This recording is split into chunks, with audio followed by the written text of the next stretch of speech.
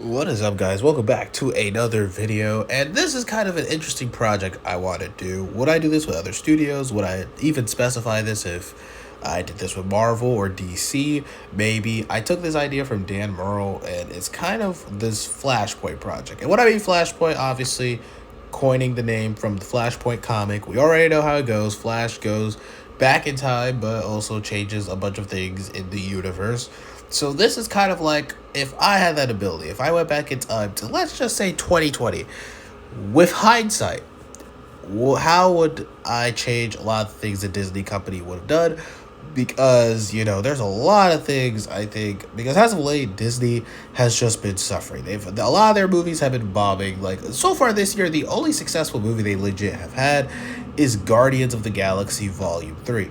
So I was like, damn, that is crazy. How did we get here? And what would I do differently from Disney? Now, this isn't gonna dive into how I would handle Disney Plus or any of the political stuff. This is just more focusing on the movies and the studios and how I would handle all of that. With that being said, let's go back in time to 2020, and this is where we're gonna start our journey. So most of these movies came out in 2020. So this is what we're gonna do. I'm gonna be the Disney president. Let's just say Bob Iger picks me as Disney president still. And Call of the Wild and Onward need to come out. That's a fixed point in time. Those movies need to come out when they come out. Onward comes out 2 weeks. No, yeah, 2 weeks before the pandemic really starts. And obviously everything gets shut down or whatever. Onward still gets put on Disney Plus. So what would be the first change? Obviously, the New Mutants would still be released on August 28th of 2020. That doesn't change. But one big change that I would do is I would make Mulan an in-theaters and premiere access movie. And I know what you're going to say. Wait, what? Mulan in theaters in 2020? And I'm going to explain. That the premiere access model, I think, was a failure. I don't think you needed to do it. I think it probably works better if you have the option of seeing it in theaters, or hey, do you want to see this theater exclusive movie on Disney Plus? Yeah, you're gonna have to pay a little bit of a fee, but you're gonna still have the movie. And I mean, I think Premiere Access overall was a complete failure, but I think we would still kind of need to try Premiere Access, or at the very least, just have the option of the movie being in theaters. I think Mulan would still bomb at the box office because it's 2020, so yeah, that's that for that Disney live action remake. The Empty Man, which is a 20th Century Fox movie, would still come out on October 23rd.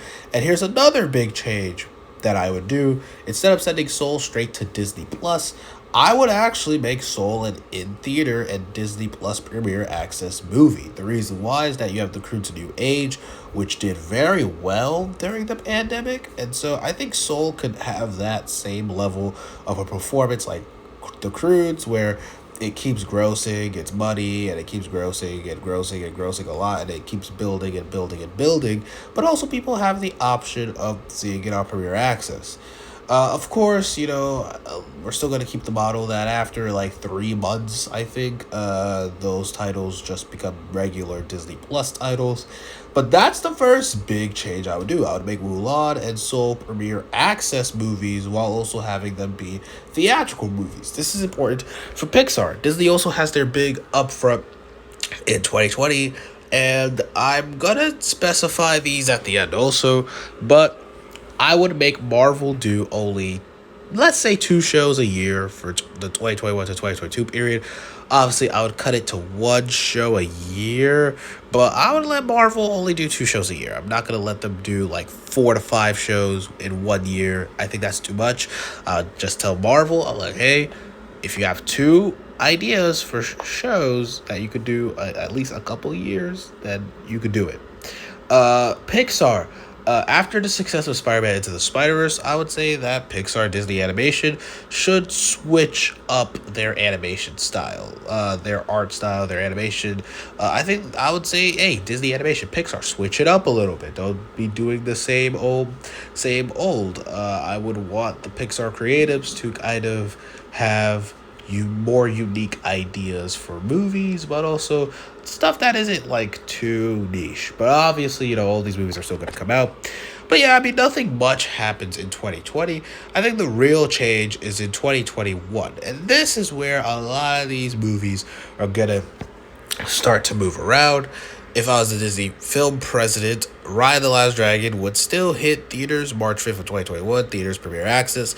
I would make Cruella the last movie because I think 4 movies is enough to try out this premiere access experiment.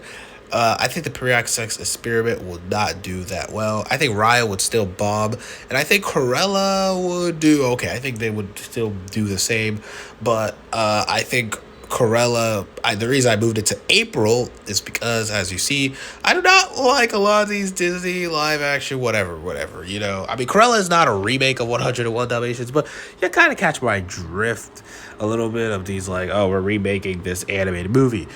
We're going to stop doing that, okay? This is, we're only going to have 3 more remakes get greenlit because I think these remakes do need to happen because I feel the Disney company would be like, oh, well, Mulan came out during the pandemic, and so did Cruella. So what would be those 3 Disney live-action remakes? I'm going to tell you later on in this video. I still think Disney Animation would still have a hurdle to get through, but I mean, that's a whole other conversation. I would have moved Jungle Cruise up to May 28th of 2021. That would be Memorial Day weekend. Sorry about that car, but that would be Memorial Day weekend of 2021. I think the movie would do pretty good during Memorial Day weekend. I think putting it in July was a little too much. I think moving Jungle Cruise to Memorial Day weekend. Does that mean that what's the actress name? That Emily Blunt will be going up against herself? Because it would still be going up against The Quiet Place, and I'll be like, yeah, fuck you, Paramount. That's how low-key brutal I would be. In June 18th, Luca would also be another theatrical exclusive movie. And this is where I would adopt the Universal strategy, where if some movies aren't doing that well, they would probably get rushed to digital. But if they are doing really well, they're not going to go to Disney Plus for a while. And still, like I said, they would go to digital, but they're not going to go to the streaming service for a while. So I would early on implement what Universal strategy was, which was to have these movies not hit their streaming service for a very long time. And I think that would actually help audiences because guess what? Once you build in the factor that, oh man, they're going to come to Disney Plus way later down the line, the way Universal releases their movies for Peacock, then guess what? Audiences are now going to be used to having to, if they want to see this movie, get out of their way and go see it. Now, you're still going to have some people that are going to wait for streaming. That's just how it is in this climate. But, you know, like I said, you know, you at least tell them, hey, man, you're not going to get this for a while on Disney Plus. And it seems like movies that have a longer gap do better on the streaming service anyways. Well, I mean, it's not a complete metric, but Avatar: The Way of Water seems to have done really well doing this strategy. You know, Ant-Man 3 did fine doing that strategy. So I'm going to use it here. And then here's another problem we could have avoided since we already tried Jungle Cruise and Luca as theatrical releases. Black Widow could be a theatrical exclusive release as opposed to being in theaters and premiere access. That way, you don't get a lawsuit from Scarlett Johansson and you don't potentially scare off other Marvel talent or Disney talent in general from working with the Disney company because we already have 3 exclusive theatrical movies. Free Guy would still come out on August 13th. Released exclusively theatrically, and then the rest of the slate would be theatrical. You know, Shang-Chi, Eternals, and Encanto, those movies wouldn't particularly change. And you would have The Last Duel, which was in October. I thought that was a mistake. October was a little too crowded, so I moved it to December, where the only real competition is Spider-Man No Way Home and Sing 2. And sure, we're collaborating with Sony, but that doesn't mean that we can't just throw a Fox movie to compete with a Sony movie. You know what I mean? But I think this is like the small changes a little bit. You're focusing more on theatrical. You're focusing less. You're making these movies come out further down the line than immediately after 45 days on Disney Plus. You're kind of setting this precedent that these movies are important theatrical experiences, which should lead us into 2022, where I would have Death on the Nile be on February 11th still. Turning Red, I would move it to March 18th, give the Batman a little bit of breathing room. I don't want Turning Red to be smothered by it, but I also want Turning Red to have 2 weeks for itself. But on top of that, I would make Turning Red a theatrical release like it was intended to. Doctor Strange 2 would still come out, but here's another one. Chip and Dale Rescue Rangers. 2022 is going to be big.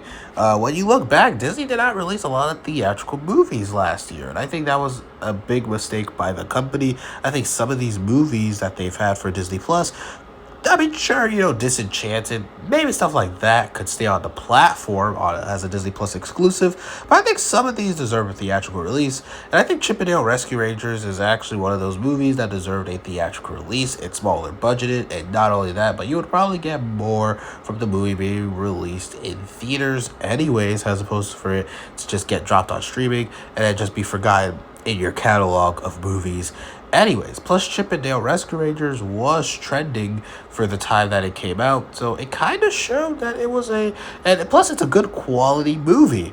So that's why I was like, Chip and Dale Rescue Rangers would just hit Disney Plus instead, as opposed to just being, no, not hit Disney Plus, sorry, I meant Chip and Dale would hit theaters as opposed to Disney Plus. The reason I didn't make it Memorial Day weekend is because I did not want it for it to compete against Top Gun Maverick.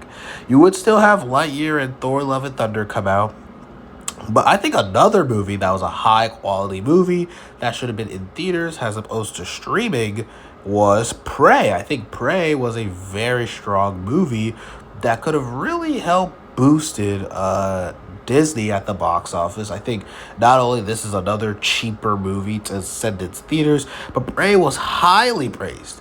It was very highly praised.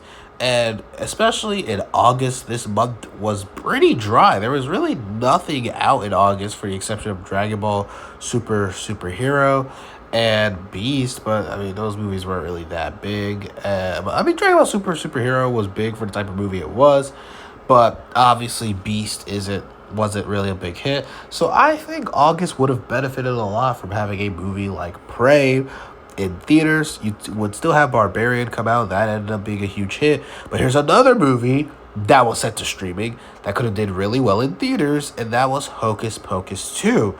And Hocus Pocus 2 would hit theaters on October 7th of 2022. Why October 7th? Because again, October, there was really nothing. I mean, sure, you had Halloween Ends, but Halloween Ends failed miserably. So I think Hocus Pocus, and sure, you also probably had Black Adam, but look at the successfulness of Hocus Pocus 2 on Disney Plus. If you had just translated that to a theatrical release, I think people would have showed up for Hocus Pocus 2. I'm not saying this would have did massive. I don't think this would have been one of the biggest blockbusters ever, but I do think Hocus Pocus 2 could have did very well at the box office if it was even given a chance for a theatrical release. And as you can see, a lot of Disney's problem in 2022 is that they did not give a lot of these movies to theaters. Now, I forgot to tweak this, but one thing I would not add, I would not release any Disney live-action remake. As you can see, there's no remake that's on this list, and that was intentional. Chip and Dale is a unique take on a old property. Hocus Pocus 2 is a sequel to a classic Disney movie. I think classic Disney Channel movie. I could be wrong. I don't know. I think Hocus Pocus is just a classic Disney movie. But, you have all that. And you have these other movies that still would come out in theaters.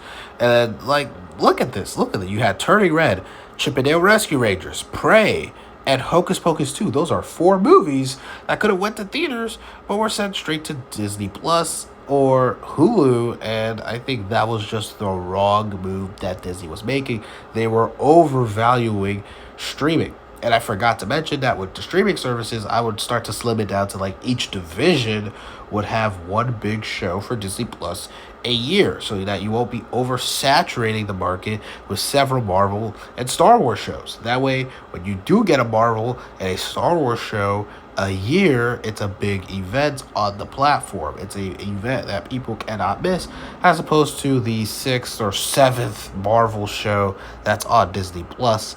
So There's that. And same with Star Wars. I would only do one show a year, and that goes for Disney Animation, that goes for Disney Live Action, that goes for Pixar, that goes for every single one of them. I would just have them release one a year. Plus, you already have the cable networks, so you don't really need to over rely on streaming. Now, sure, you would still have some streaming movies thrown in there. The Diary of the Wimpy Kid animated movies, and the Night at the Museum movie they had, and of course, you're gonna have some of those that are just gonna be for streaming, like Disenchanted. Like, those are movies that are obviously just for streaming. But these are some movies that did not need to go to streaming that could have did really well in theaters. I think they should have took the Warner Brothers approach and say, hey, wait a minute, this is a high quality movie and we're sending this to streaming? Nah. This needs to go to a theatrical release. That's what I would have done if I was Disney president, at least the film president anyways, and had a choice of what was going to theaters and Premiere Access and Disney Plus. But also, I forgot to mention Blue Sky.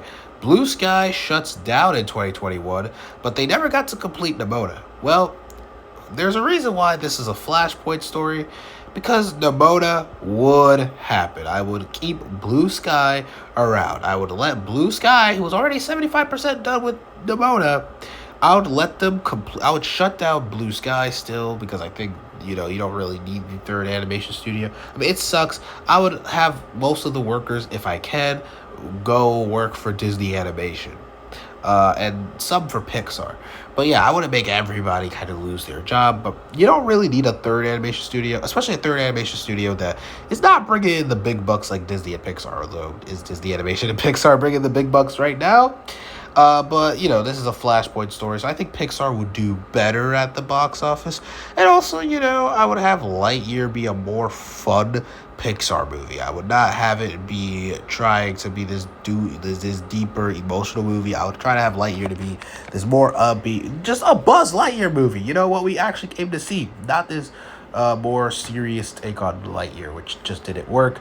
And then Turning Red and Luca, I wouldn't really change much about those movies. Maybe I'll turn down some aspects of Turning Red, but with this Flashpoint story, also just pretend that all these Marvel movies are high quality, all right? Just Thor and Doctor Strange and whatever. Just pretend they're high quality movies at this point. But we're just moving things around, so I don't know. I didn't want to go too in depth about what certain things I would change about every movie on here, but you kind of get the gist. You mean the gist? But wow. I don't know why I said gif, but anyways, you have. As I said, you have a lot of these movies that went streaming that could have went to theaters, but I would have had Nimona, and I would have kept Nimona for Disney Plus Day. I would have released it on September 8th, make it the final Blue Sky movie. Advertise it as such. But yeah, I would let Blue Sky complete Nimona, because seeing the reception for it, it ended up being pretty good. Now, I know what you're going to say. Doesn't that make you a hypocrite? Why on earth would you let Pixar and Disney Animation in this timeline go to theaters with all of their movies, but you would let the last Blue Sky movie go straight to Disney Plus? And to be honest with you, I felt like, if they let Nimona be completed, it was gonna go to streaming either way, so why not just make it a Disney Plus exclusive while you're at it? Like, that's a free Disney Plus exclusive movie they could have had. But at least Nimona, I would still let Blue Sky complete Nimona before they shut down. Of course, we would still have Black Panther 2, Strange World, and Avatar 2 come out when they came out. In the case of Strange World, I think Disney just didn't market it that well. And we're going to get to a lot of I think we would fire the marketing team, and that the marketing team would actually promote what a lot of these movies are about, instead of promoting about what these movies are not about. But yeah, that's the 2022, as I said, is the biggest of changes. So this leads us to 2023, and I said I'm not releasing any Disney live action remake in 2022. That's because there will only be 3 Disney live action remakes that would happen: The Little Mermaid, Pinocchio, and Peter Pan and Wendy. And no, Pinocchio's not getting a theatrical release. We made that very obvious. Pinocchio is not a theatrical worthy movie. That will still go to Disney Plus. When does it go to Disney Plus? I don't give a shit, to be honest. But just know it would be released this year. If I Was President, just on Disney Plus, whatever. I don't care. It's fucking Pinocchio. But this will also be the final year of Disney live action remakes. And the reason why is because Mulan would not have done well and Cruella would not have done well. And also, on top of that, I truly feel that I think the reception for Little Mermaid would still be the same. So I think Little Mermaid would still underperform. But I feel like you would have a lot of these Disney live action remakes underperform. And so, me being the film president would be like, Disney live action will now focus on reinventing older IP for Disney without having to remake them, or just do completely brand new original movies, but then we're no longer going to do Disney live action remakes. So I would kill Disney live action remakes any way possible. But anyways, we have The Little Mermaid, which would come out February 17th of 2023. And I know what you're gonna say, but Ant-Man 3 comes out. That's in the MCU timeline. It doesn't matter. It really doesn't matter when Ant-Man 3 comes out. I would just tell Kevin Feige release Ant-Man 3 in November. But Little Mermaid would come out February 17th, 2023. Then that will lead into Guardians of the Galaxy Volume 3, which would hit May 5th, 2023. Then you would have Indiana Jones 5. Now, Indiana Jones 5, if I was the president of Disney, I would tell Lucasfilm, don't make this an over-budgeted $300 million movie. I'd say make it a smaller budgeted Indiana Jones movie that is catered to an older audience, because that's the reason why Indiana Jones is flopping. If Indiana Jones had a smaller budget and just debuted to $60 million, I think Disney would be a lot happier.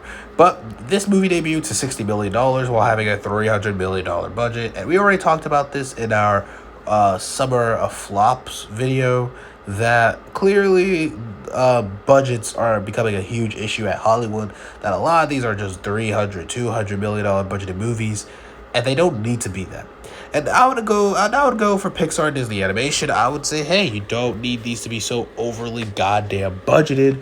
Just have smaller budgets on these movies. But yeah, Indy 5 I would release for Memorial Day weekend of 2023. Then, I would have The Boogeyman take Elemental's old release date. That was the little horror movie they released like a month ago, actually, because it came out with Across the Spider-Verse. I would not even release The Boogeyman near Across the Spider-Verse. Then I would have Elemental hit June 30th. The reason why I decided to give Elemental Indiana Jones 5's release date is simple, so that it can get the 4th of July holiday weekend. And on top of that, so that it can get away from The Flash. And I think, Elemental would truly only be it would really be the only animated movie in theaters in July, basically. So that would kind of give Elemental some breathing room, even though you still have Mission Impossible and Barbie and Oppenheimer. Elemental is really the only family animated movie that would be in theaters by that month. So, but yeah, sure, you would still have Across the Spider-Verse still hanging around, but Across the Spider-Verse would be a month old. But again, I guess we can't doubt Across the Spider-Verse performance. But yeah, I would put Elemental at the end of June. The Marvels would take August 11th of 2023. Then you would have A Haunting in Venice, which is the, I think, continuation of the Death in the Nile trilogy that they're doing. I forgot the first movie they did, but this is the third one. Then I would have The Creator release on October 6th. The reason why? Because fuck Craven. I would literally have The Creator go up against Craven the Hunter to spite Sony. Like, literally, just to spite Sony for making that fucking dumb-ass movie. I would have The Creator come out on October 6th. Ant-Man and the Wasp: Quantumania would come out all the way in November, and I think we all know the reason why I did this, so that the visual effects will have more time. It's very obvious that Ant-Man 3 did not have a lot of time in visual effects, since Marvel preferred Black Panther Wakanda Forever over Ant-Man 3, which makes sense because Black Panther is their more highest grossing franchise compared to Ant-Man of all franchises.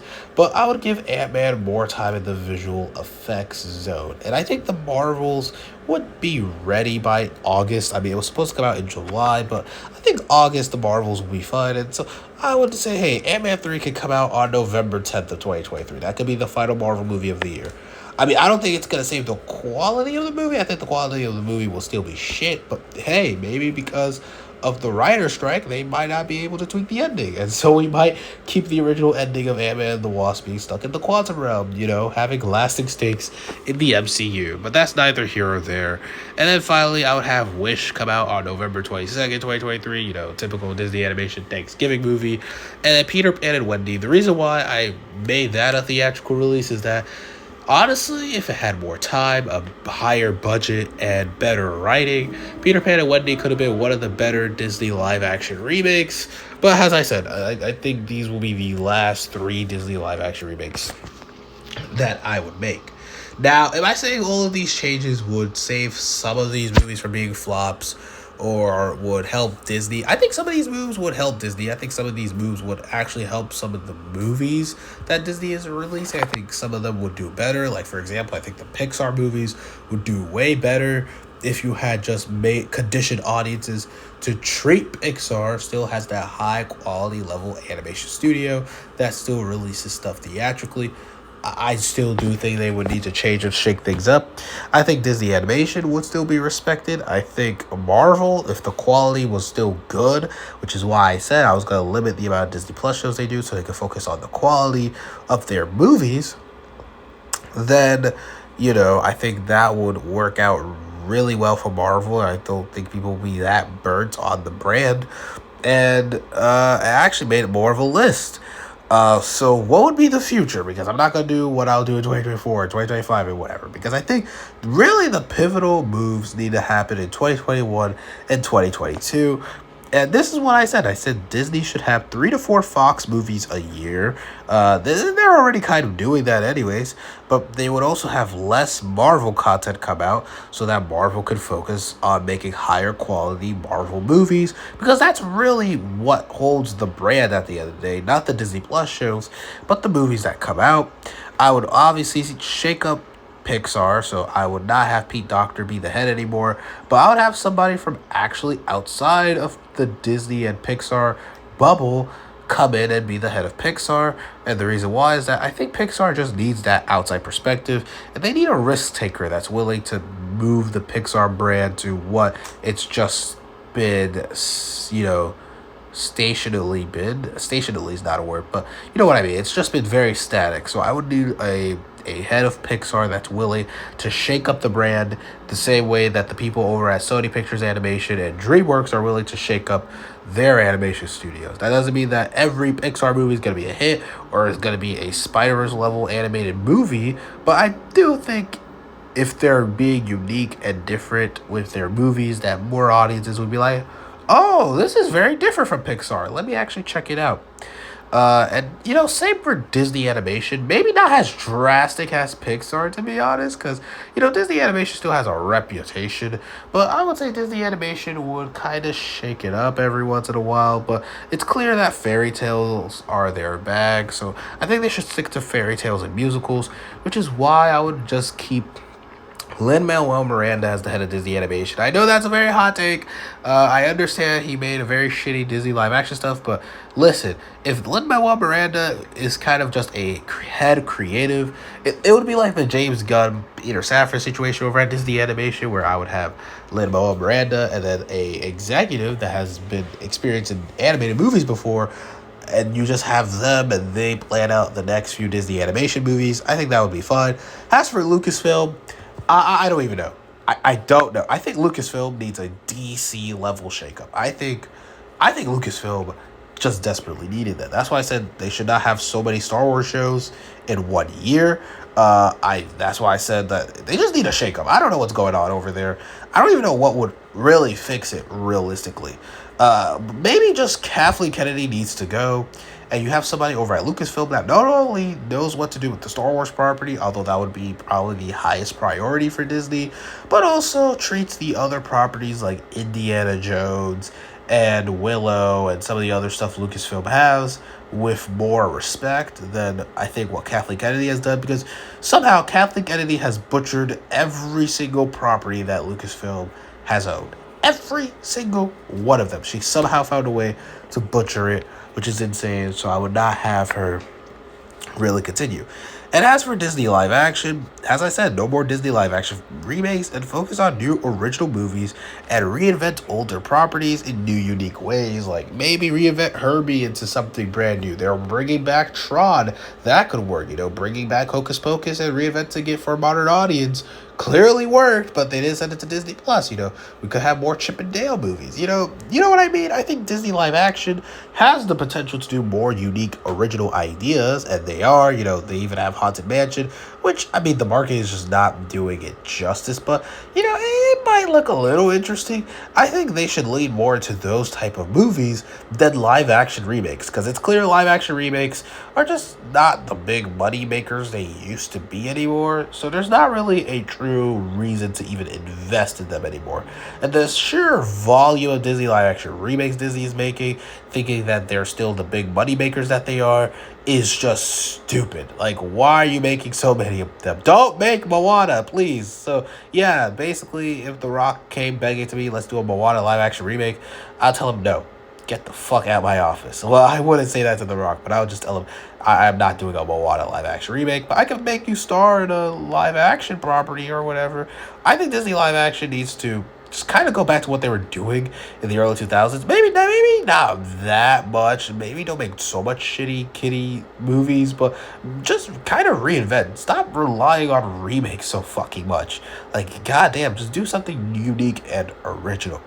And so that's the Flashpoint idea. I know some things changed, some other things didn't particularly change, but I think overall, a less of a priority on Disney Plus, more emphasis on the theatrical release, restructuring some of the studios so that they can focus on quality over quantity, and overall, instead of focusing on what message you're going to send, which I don't think representation is the problem. I mean, look at Spider-Verse. That clearly has a lot of representation, but it's not the main focus of the movie all the time. I think Disney needs to focus more on entertaining and quality stories before focusing on the types of messages that they want to send. I think if they had prioritized the quality of their movies and stuff, I think less people would be angry. In terms of the political aspect, I don't know. I'm not a fucking politician. This was just kind of a little fun idea of how I rearrange movies and the movie studios. I'm not going into the political aspects of Disney at all right? So don't ask me about that. I don't give a shit about that aspect. But hey, how would you change Disney? And please don't say something snarky. How, if you were the president of Disney, would you genuinely change the direction of the studio? I think Disney had the cards. I think just right now Disney's just not making a lot of great quality movies, and that's overall hurting the company. Well, that's one aspect that's hurting the company, and it kind of sucks because they're supposed to celebrate their 100th anniversary, and they can't do that because they have so many fucking failures coming out month after month. So it's kind of insane. But anyways, what do you guys think? And I'll see you guys in the next video. Peace.